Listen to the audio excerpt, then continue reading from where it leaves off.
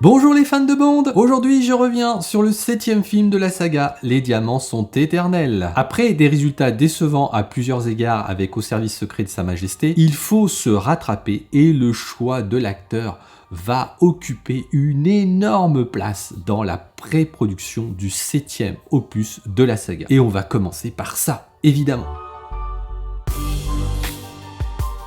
La saga est de nouveau à un tournant. Elle est clairement en train de vaciller après 5 premiers films qui ont été des gros succès. Le départ de Sean Connery a porté un premier coup à l'empire James Bond. Et Au service secret de Sa Majesté a été un petit fiasco pour deux raisons. La première, les résultats du film sont décevants, c'est la claque pour les producteurs. Le film réalise 25% de recettes en moins qu'on ne vit que 2 fois. Et deuxièmement, Georges Lazenby s'est avéré être un très mauvais choix pour des motifs pas forcément artistiques. Je ne vais pas en parler plus dans cette vidéo, j'ai déjà longuement abordé ce sujet dans la vidéo de secret de tournage sur le 6e opus de la saga. Au départ, Broccoli et Saltzman veulent un changement radical. Ils convoitent le marché américain et pour ce faire, ils veulent un acteur du pays de l'oncle Sam. Adam West, le Batman en collant des années 60, est envisagé. Mais c'est John Gavin qui est recruté pour incarner le prochain James Bond. L'affaire est sérieuse au point qu'il va signer son contrat pour tourner dans Les Diamants sont éternels. Alors John Gavin, ça vous parle peut-être, ce n'est pas un inconnu déjà à l'époque. Il a déjà tourné avec Hitchcock dans Psychose et Kubrick dans Spartacus. Mais fait peut-être plus amusant, c'est qu'il a déjà tourné pour le concurrent de 007, OSS 117. Et oui, John Gavin a joué le rôle phare de l'espion américain dans Pas de rose pour OSS 117, le dernier film de la saga OSS 117 des années 60. D'ailleurs, j'en parlerai certainement sur la chaîne 1 de ces 4.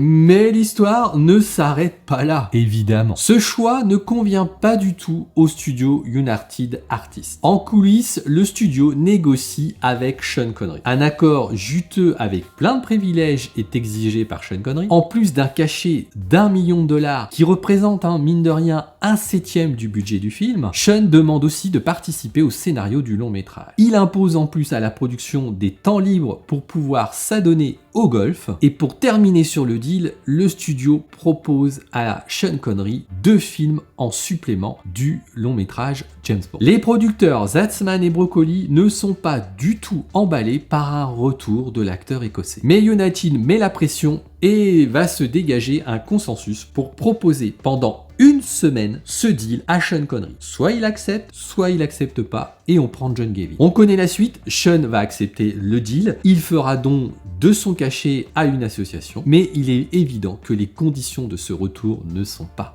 optimales. On peut le dire, c'est certainement l'une des raisons pour lesquelles l'acteur n'est pas très impliqué dans son rôle et qui donnera un film plutôt fade avec Ces Diamants sont éternels.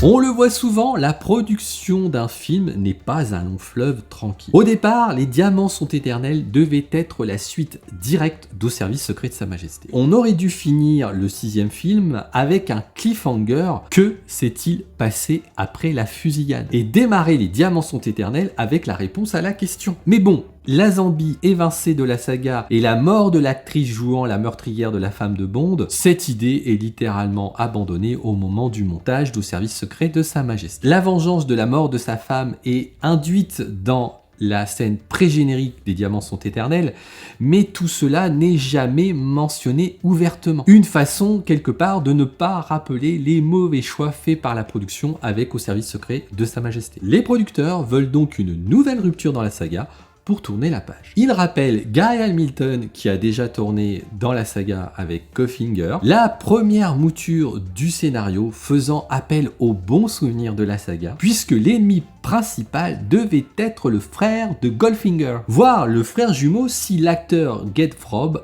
accepte de tourner dans ce nouveau James Bond. Mais cette idée fut abandonnée le jour où Broccoli fit un rêve. Il rêva que son ami Howard Hughes était remplacé par un imposteur. L'idée fut développée par les scénaristes avec Blofeld qui prend l'identité de Willard White. Howard Hughes, le milliardaire américain, inspira d'ailleurs beaucoup le personnage de Willard White.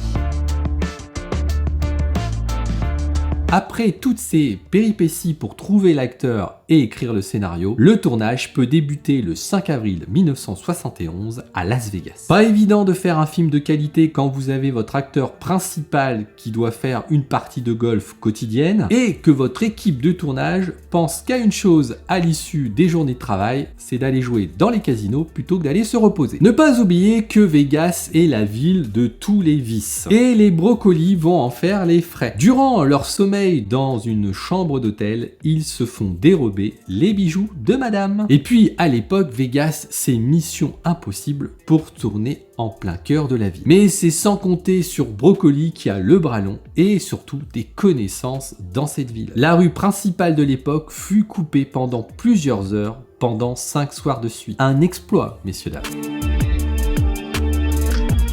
La scène de la voiture sur 2 roues a été très compliquée à faire à cause d'un important travail de synchronisation. L'élevage sur 2 roues est réalisé dans les studios Universal de Los Angeles. Seulement, le réalisateur veut une séquence où l'on voit la voiture atterrir dans la rue principale de Las Vegas. Et là, si vous avez l'œil, on peut voir un formidable problème de raccord. Regardez bien, la voiture se penche sur les pneus droits, mais elle arrive après la ruelle sur les pneus gauche. Pas le temps de retourner l'une des scènes. Le réalisateur tente donc un subterfuge pour essayer de faire passer ce faux raccord. À l'aide d'un plan là, il nous suggère un changement de direction. Mais c'est impossible, la voiture n'a pas pu changer de pneu d'appui dans cette petite ruelle végasienne. Toute la magie du cinéma. On ne peut pas parler de ce film sans parler un peu du personnage de Plenty O'Tools, traduit en français en abondance de la queue. Non mais sans rire, le traducteur s'est fait plaisir quand même. Ce personnage est interprété par Lana Wood, qui n'est autre que la sœur de Natalie Wood, actrice méga connue des années 50 et 60. Bon, clairement, on a donné à cette pauvre Lana le droit de jouer une bimbo à la plastique superbe, finissant par un plongeon, les seins nus, dans la piscine d'un casino. Scène où l'actrice n'était pas forcément à l'aise de se retrouver les seins à l'air dans la piscine d'un casino très fréquenté. Pas simple d'être une femme sur le tournage d'un James Bond dans ces années-là. Aviez-vous remarqué ce détail sur l'affiche du film? Les hommes grenouilles, là, non? Vous n'aviez pas vu? Étrange quand on sait qu'on ne voit aucune scène avec des hommes grenouilles dans le film. La réponse est assez simple. La scène finale d'attaque de la plateforme pétrolière devait durer bien plus longtemps et intégrer un soutien par la mer. Des hommes grenouilles étaient largués à côté de la plateforme pétrolière pour venir compléter l'attaque aérienne. Tout cela a été coupé au montage, mais on peut donc garder un petit souvenir de cette scène coupée en regardant l'affiche du film. Et oui, cette affiche était prête bien avant la fin du montage du film. Ce secret de tournage sur les diamants sont éternels sont terminés, mais si vous voulez continuer l'immersion dans ce film, eh ben, je vous propose 2 vidéos, soit la critique, soit la comparaison avec le livre. Allez, à tout de suite.